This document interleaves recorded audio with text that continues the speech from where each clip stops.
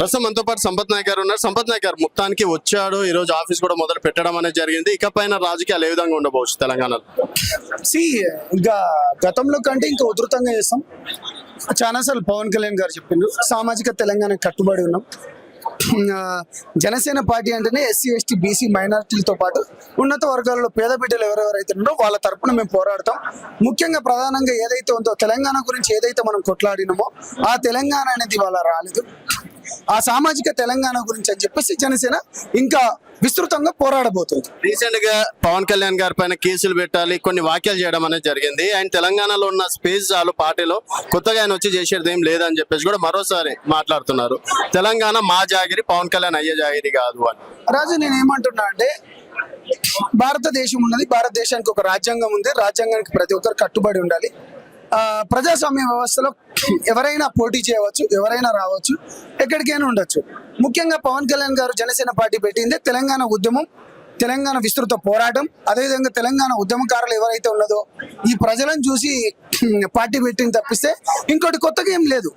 తను చాలా సందర్భాల్లో 2009లో కూడా సామాజిక తెలంగాణ గురించి మాట్లాడిన వ్యక్తి గౌరవనీయులు పవన్ కళ్యాణ్ గారు.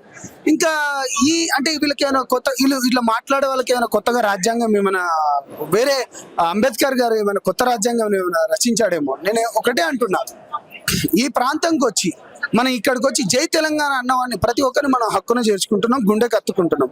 అరే పవన్ కళ్యాణ్ గారు తెలంగాణ ప్రాంతంలో అనేక బిడ్డల గురించి కష్టపడి పనిచేస్తున్నవాడు, తనని కూడా ఈ విధంగా మాటలు అంటే నేను ఏమంటానంటే, ఎస్పెషల్ గా పవన్ కళ్యాణ్ గారి దగ్గరికి పోయింది నీతి నిజాయితీ ధర్మం ప్రజలకు అంకిత భావంతో పనిచేస్తున్నాడు. అందుకని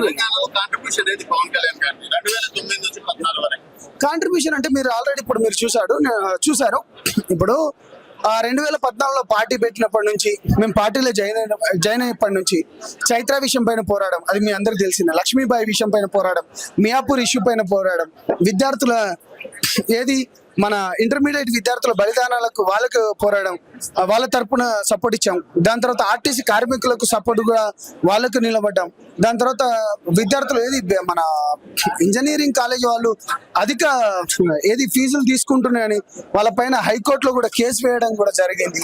ఈడీకి కూడా కంప్లైంట్ ఇవ్వడం జరిగింది. మీరు ఏది చూసినా కానీ మీరు మీడియాలో ఉన్నారు, మీకు బాగా తెలిసిందే. ఇంకా విస్తృతంగా పోరాడతాం. ఒకటే చెప్తున్నాం, మేము సమస్యలు ఎక్కడ ఉంటే అక్కడ ఉంటాం, ప్రజల గురించి పోరాడతాం. Thank you.